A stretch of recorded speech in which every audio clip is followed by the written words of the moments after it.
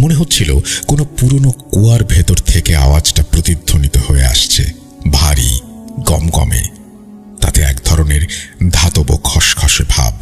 হাসমত মিয়া ভয়ে পিছিয়ে গেলেন।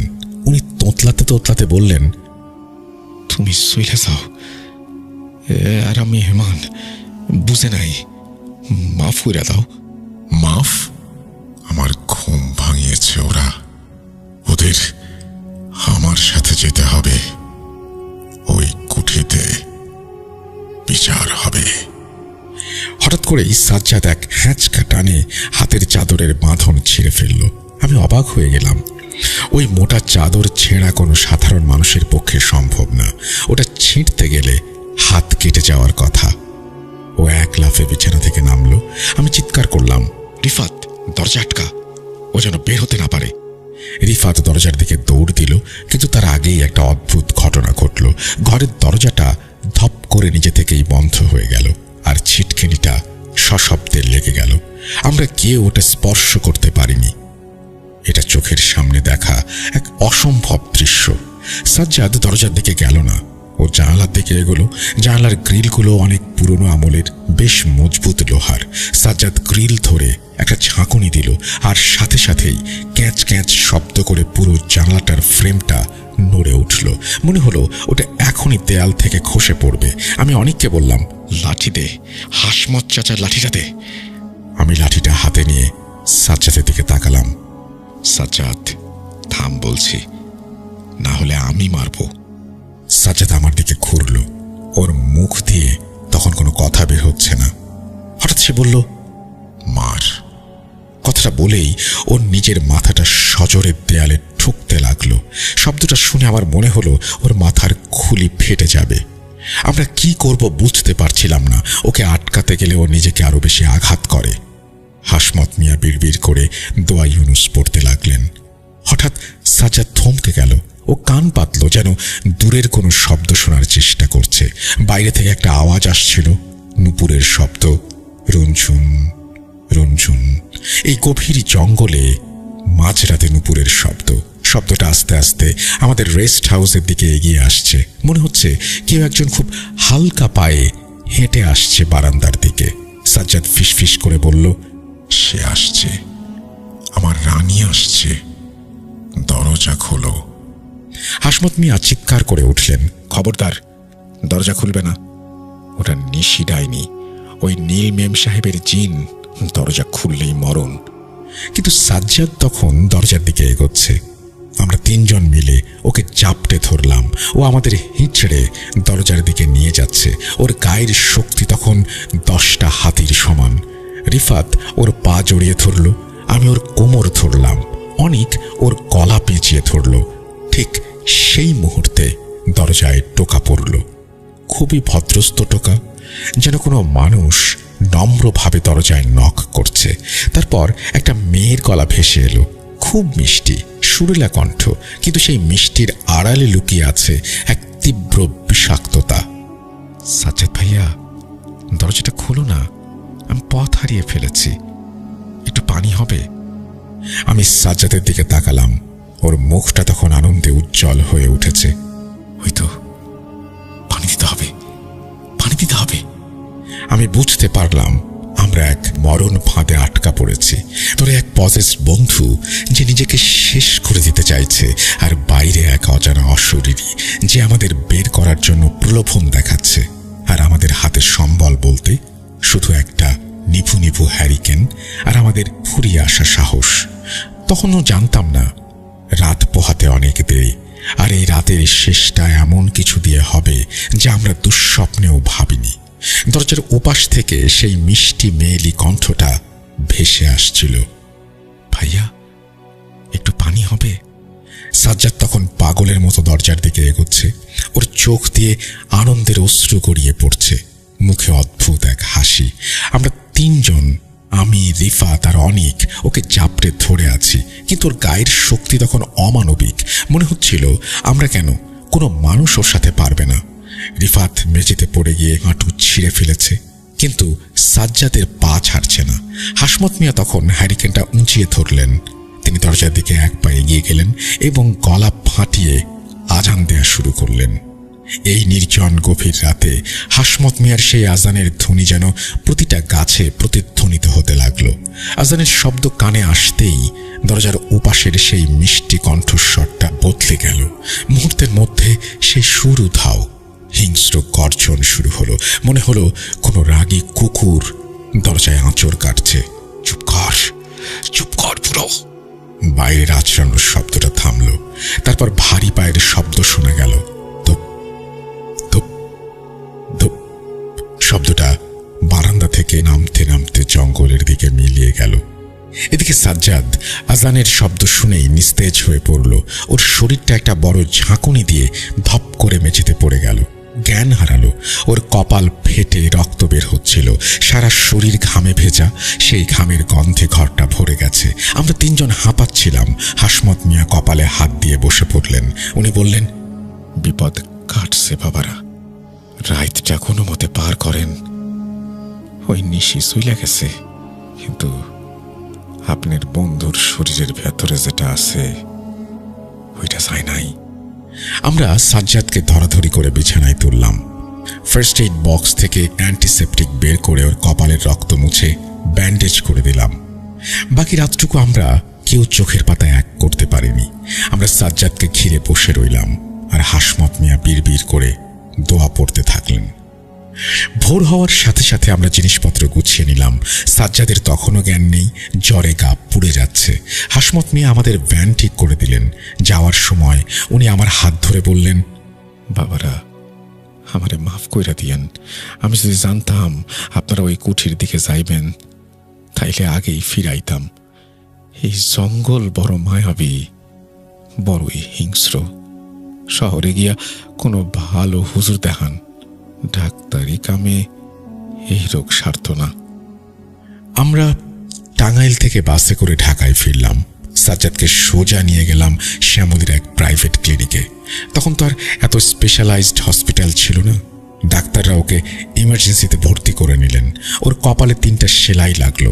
ডাক্তার বললেন, প্রচণ্ড শক আর হাই ফিভার থেকে পেশেন্ট একটা খারাপ অবস্থায় চলে গিয়েছে। আমরা স্যালাইন দিচ্ছি, দেখা যাক। কিন্তু সমস্যাটা কাটলো না। সাজ্জাদের জ্ঞান ফিরল 2 দিন পর। কিন্তু জ্ঞান ফেরার পর ও আমাদের চিনতে পারছিল না। ও ফ্যাল ফ্যাল করে তাকিয়ে থাকতো। আর সবচেয়ে ভয়ের ব্যাপার হলো, ও পানি দেখলেই ভয় পেত। নার্স পানি খাওয়াতে গেলেই চিৎকার করে উঠত। ডাক্তাররা সাসপেক্ট করলেন ওর জলাতঙ্ক হয়েছে, কিন্তু ওকে কোনো কুকুর কামড়ায়নি, এমন হিস্ট্রি নেই। এরপর তারা বললেন অ্যাকিউট সাইকোসিস।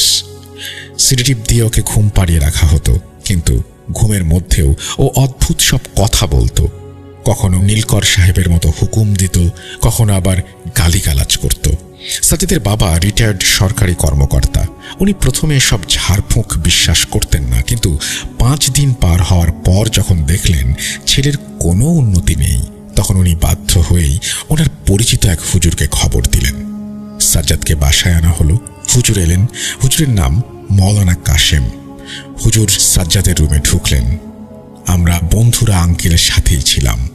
হুজুর সাজ্জাদের দিকে তাকিয়ে বললেন, রুমে কি কোনো পুতুল বা ছবি আছে? থাকলে সরান, আর আপনারা সবাই অজু করে নিন। হুজুর সাজ্জাদের কপালে হাত রাখলেন। সাজ্জাদ ঘুমের মধ্যেই কেঁপে উঠল। ও চোখ খুলল, চোখ লাল। হুজুরের হাতটা ঝটকা দিয়ে সরিয়ে দিল। সাজ্জাদের মুখে কর্কশ কণ্ঠস্বর, হাত সরা। হুজুর শান্ত গলায় বললেন, তোর সাহস কত সেটাই দেখতে এসেছি। আল্লাহর বান্দাকে কষ্ট দিচ্ছিস, ভয় নেই তোর? সাজ্জাদ বিদ্রুপের হাসি হাসল। হুজুর বললেন, আল্লাহর নামের উসিলায় যে ভেতরে আছে সে যেন সাজ্জাদকে ছেড়ে দেয়। সাজ্জাদের ভেতর থেকে কেউ বলল সে যাবে না। হুজুর এবার পকেট থেকে একটা ছোট বোতল বের করলেন। ওটাতে দম করা পানি ছিল। উনি পানিটা সাজ্জাদের চোখে মুখে ছিটিয়ে দিলেন। পানিটা লাগার সাথে সাথে সাজ্জাদ চিৎকার দিল। ও খাট থেকে লাফ দিয়ে ওঠার চেষ্টা করলো, কিন্তু আমরা 3 জন ওকে চেপে ধরলাম। ওর গায়ের শক্তি তখন অবিশ্বাস্য। আমরা 3 জন মিলেও ওকে ধরে রাখতে পারছিলাম না। হুজুর উচ্চ স্বরে রুকাইয়া শুরু করলেন এবং তার শরীর তখন কাঁপছিল। সাজ্জাদের মুখ দিয়ে একসময় ফেনা বের হতে শুরু করলো। প্রায় 40 মিনিট ধরে চলল এই যুদ্ধ। এক পর্যায়ে সাজ্জাদ নিস্তেজ হয়ে পড়ল। হাঁপাতে হাঁপাতে বলল, থামেন থামেন, আমি আর পারতেছি না, আমাকে আর মেরেন না। হুজুর বললেন, তাইলে বাইর হ এখনই। সাজ্জাদ বলল, আমি কিভাবে বের হব? ওরা তো আমার রাস্তা বন্ধ করে দিয়েছে। হুজুর বললেন, কোনো শর্ত মানা হবে না, আর ওকে পায়ের নখ দিয়ে বের হতে হবে, আদেশ দিচ্ছি। সাজ্জাদ বললেন, আমি আসবো না, আমি মধুপুর ছেড়ে গাঢ় পাহাড়ের দিকে চলে যাব। হুজুর বললেন, বের হ। সাজ্জাদের শরীরটা ঝাঁকি দিয়ে উঠল। ও একটা দীর্ঘ শ্বাস নিল। মনে হলো ওর দম আটকে আসছে। তারপর ও একটা বিকট শব্দ করে বমি করল। মনে হলো কোনো প্রাণী মরে গেলে যেমন হয় তেমন একটা গন্ধে ঘরটা ভরে গেছে। ওর ডান পায়ের বুড়ো আঙুলের নখটা হঠাৎ করে ফেটে ফিনকি দিয়ে রক্ত বের হতে লাগলো। হুজুর ঘাম মুছলেন, তারপর বললেন, আলহামদুলিল্লাহ, আপদ বিদায় হয়েছে। এই যে ও বমিটা করলো, এখনো মুক্ত। ঘটনার পর সাজ্জাদ প্রায় 7 দিন হাসপাতালে ছিল। শরীর প্রচণ্ড দুর্বল হয়ে গিয়েছিল। যখন ওর পুরোপুরি জ্ঞান ফিরল, ও অবাক হয়ে জিজ্ঞেস করল, আমি হাসপাতালে কেন?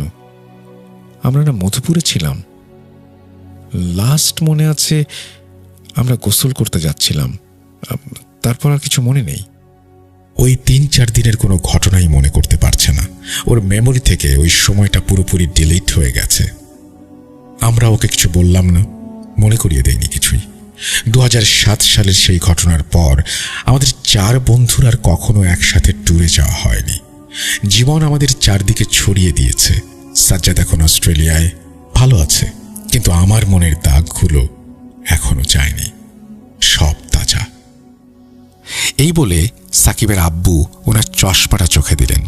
ওনার কপালে বিন্দু বিন্দু ঘাম। উনি একটা দীর্ঘশ্বাস ফেলে বললেন, মাহির ছিল ব্যাংকার মানুষ, সারাদিন টাকার হিসাব করত, কিন্তু সেই রাতের হিসাব সে আজও মেলাতে পারেনি। এই বলে আমার বন্ধু তানভীর সাকিবের আব্বু গোলাম মওলা আঙ্কেল ওনার কাজিনের ঘটনার ইতি টানলেন। প্রিয় লিসেনার্স, আমি সাবিত আলম আপনাদের জন্য এই ঘটনাটি কালেক্ট করেছি। ভালো লাগলে নিজেকে সার্থক মনে করব। আজ বিদায় নিচ্ছি, শুভরাত্রি। ঘটনা যিনি পাঠিয়েছেন তিনি হচ্ছেন গোলাম মওলা এবং তার ঠিকানা হচ্ছে গোয়েলকান্দি, শানকিপাড়া, ময়মনসিংহ। আপনাকে অসংখ্য ধন্যবাদ সাবিত আলম এই ঘটনাটা কালেক্ট করার জন্য। আপনারা শুনলেন নাম, ঠিকানা সবকিছুই যার কাছ থেকে এই ঘটনাটি কালেক্ট করা হয়েছে। আমার মনে হয় যে ভয়ের রাজ্য অচিনপুরে বন্ধুর সাথে দারুণ সময় কাটছে আপনাদের। আর আমাকে আরও ঘটনা পাঠান, বন্ধু রিলেটেড ঘটনা পাঠান। আসলে বন্ধুর সাথে ভয়ের রাজ্যে হারিয়ে যাবার মজাই আলাদা। আপনাদের অপেক্ষায় থাকলাম। আমাদের ইমেল অ্যাড্রেস russell.bhoot.com@gmail.com। আপনার ঘটনা পাঠান, নাম, ঠিকানা এবং ফোন নাম্বার সহ। আমরা চলে যাব আমাদের পরবর্তী ঘটনায়।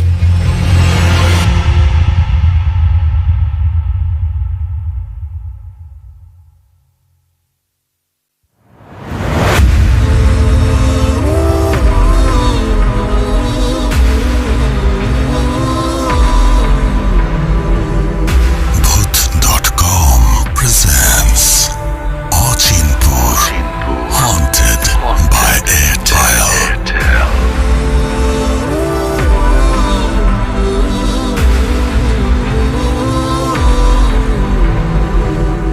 হারিয়ে যাই ভয়ের রাজ্যে অচিনপুরে বন্ধুর সাথে। Welcome back. আপনাদের সবাইকে স্বাগত জানাচ্ছি, আমি রাসেল। আশা করছি আপনারা সবাই ভালো আছেন এবং ভালোর দলে আছেন। আমিও ভালো আছি আর ভালোর দলে আছি। আবারও আমন্ত্রণ জানাচ্ছি ভয়ের রাজ্য অচিনপুরে। চলুন হারিয়ে যাই ভয়ের রাজ্য অচিনপুরে বন্ধুর সাথে। যেভাবে লেখা আছে সেভাবেই পড়ে শোনাচ্ছি। আসসালামু আলাইকুম রাসেল ভাই, কেমন আছেন এটা জিজ্ঞেস করব না, কারণ আমি জানি আপনি সবসময় ভালোর দলে থাকেন। আমি ইয়ামিন রাজশাহী থেকে লিখছি। প্রতিদিন আপনার ভৌতিক ঘটনাগুলো না শুনলে রাতে ঘুম আসে না, তাই Bhoot.com-এর রেগুলার শ্রোতা আমি। অনেক দিন ধরেই ভাবছি একটি ঘটনা ইমেলের মাধ্যমে পাঠাবো। স্টুডিওতে গিয়ে বলার ইচ্ছে ছিল, কিন্তু সময়ের অভাবে সেটা সম্ভব হচ্ছে না। যাই হোক, আজকে আমি আমার বাবার জীবনে ঘটে যাওয়া একটি সত্য ঘটনা আপনাদের সামনে উপস্থাপন করব। ঘটনাটি ভালো লাগলে সিলেক্ট করবেন। ভূত.com এটি আমার প্রথম ঘটনা। লেখায় কোনো ভুল ত্রুটি থাকলে ক্ষমা সুন্দর দৃষ্টিতে দেখবেন, এটাই আশা করি। আমার বাবা একজন সরকারি উচ্চপদস্থ কর্মকর্তা। তিনি বর্তমানে রাজশাহী বিশ্ববিদ্যালয়ে ডেপুটি রেজিস্ট্রার পদে কর্মরত আছেন। যে ঘটনাটি বলবো সেটি তার জীবনে ঘটে যাওয়া খুবই লোমহর্ষক একটা মুহূর্ত।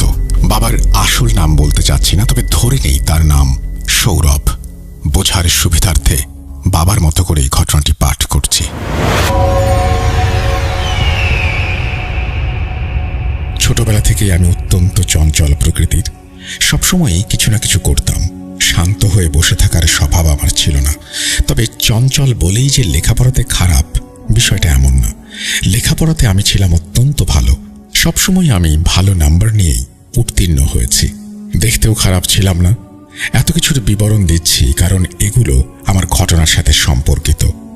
পুরো ঘটনাটি শুনতে শুরু করলে বিষয়টি আরো পরিষ্কার হবে। ঘটনা শুরু হয় যখন আমি তখন ক্লাস 10-এ পড়ি। গ্রীষ্মের প্রখর উত্তাপের এক পড়ন্ত বিকেলে পাড়ার বন্ধুদের সাথে বাইরে বেরিয়েছি খেলার জন্য। বাবা কলেজের প্রিন্সিপাল, তিনি প্রচণ্ড কঠোর। তার সামনে এত দুরন্তপনা দেখাতে সাহস মোটেই হতো না। আমরা 3 ভাই বোনই তাকে বেশ ভয় পেতাম। সেদিন তিনি কলেজ থেকে না ফেরাতে এবং মা ঘুমিয়ে থাকার সুযোগে টুক করে বাইরে বেরিয়ে পড়ি বন্ধুদের সাথে। কিন্তু ভাগ্যের কি নির্মম পরিহাস! কে জানতো যে এই দুরন্তপনাই আমার জীবনের এক অন্যতম বড় সমস্যা হয়ে দাঁড়াবে। আমরা বন্ধুরা অনেক মজা করলাম, খেলাধুলা করলাম, অনেক কিছু। খেলাধুলা করতে করতে আমরা সবাই খুব ক্লান্ত হয়ে পড়েছিলাম। ঘেমে পুরো চপচপে অবস্থা। আমাদের খেলার মাঠের পাশেই একটা বড় পুকুর ছিল। পুকুরটির নাম চতুর্ভুজ পুকুর। পুকুরটি অনেক বিশাল এবং পুরোপুরি চতুর্ভুজের মতো হওয়ায় এর নাম চতুর্ভুজ পুকুর। পুকুরটির নানা কারণে বদনাম ছিল। বলা হয় যে প্রতি বছরই এই পুকুরে অনেকেই ডুবে মারা যায়, অনেকের লাশ পাওয়া যায় না। বয়স্করা বলেন ওই পুকুরে নাকি 247টা বদজিনের বসবাস। শত বদনামের পরও আমরা ওই পুকুরে গোসল করতে নামি, কারণ ভৌতিক এই সব ব্যাপার আমরা মোটেও বিশ্বাস করতাম না। পুকুরে ঝাঁপতেই সবাই মিলে আমার এক বন্ধু চ্যালেঞ্জ করলো, যে পুকুরের গভীরে ডুব দিয়ে মাটি তুলে এনে সবার আগে উঠতে পারবে তাকে সিঙ্গারা খাওয়ানো হবে। যেই বলা সেই কাজ। আমরা যে যার মতো ডুব দেই। পুকুরটি অনেক গভীর ছিল বলে শ্বাস আটকে রেখে ডুব দিয়ে আবার উঠে আসা ছিল অনেক কষ্টসাধ্য। তারপরও সিঙ্গারা খাওয়ার লোভে আমরা চ্যালেঞ্জ গ্রহণ করি। আমি ডুব দিয়ে সাঁতার কাটার এক পর্যায়ে আমার দলের থেকে অনেক দূরে চলে যাই। মাটি হাতে পেয়েই ওপরে উঠে আসতে থাকি। হঠাৎ আমার পায়ে কারো ঠান্ডা হাতের শীতল স্পর্শ অনুভব করি। মুহূর্তেই আমার শরীর এক অজানা কম্পন অনুভব করে। ওপরে যখন উঠে আসব তখনই আবার একটা হ্যাঁচকা টান অনুভব করলাম। মনে হচ্ছিল কেউ যেন আমাকে টানছে নিচের দিকে। যতই ওপরে উঠতে যাচ্ছি মনে হচ্ছে কোনো অজানা শক্তি আমাকে নিচের দিকে প্রবলভাবে টানছে। আমি ছিলাম অত্যন্ত সাহসী, যার কারণে ভয় পাইনি, বরং প্রচুর চেষ্টা করতে থাকি। চেষ্টার এক পর্যায়ে সফলও হয়ে যাই। ওপরে উঠে আসি আমি। ওপরে উঠে দেখি আমি সর্বপ্রথম মাটি তুলতে সক্ষম হয়েছি। ধীরে ধীরে একজন একজন করে মাটি নিয়ে উঠে আসতে লাগলো। সবার প্রথমে উঠেছি বলে আমিই বিজয়ী। সিঙ্গারা খাবো বলে খুশিতে মেতে উঠলাম। পুকুরের নিচে কি হলো না হলো এগুলো নিয়ে হার মাথা ঘামায়নি। সবাই আমাকে বিজয়ী ঘোষণা করলো এবং শর্ত মোতাবেক সিঙ্গারা খাওয়ালো। সন্ধ্যেতে বাড়িতে ঢুকলাম চুপি সারে, কিন্তু ধরা পড়লাম বাবার কাছে। বাবা আমাকে পেয়েই প্রচণ্ড বকা দিলেন এবং বললেন, পড়াশোনা ছেড়ে শুধু মাস্তানি। ভালো স্টুডেন্ট হয়েছ বলে এতটা বেপরোয়া হয়েও না। ভালো স্টুডেন্ট না পড়লে ফাঁকি দিলে খারাপ হতেও তার সময় লাগে না। পড়তে বসো। বাবার বকুনিতে ভয়ে ভয়ে পড়তে বসলাম নিজের ঘরে, কিন্তু কোনো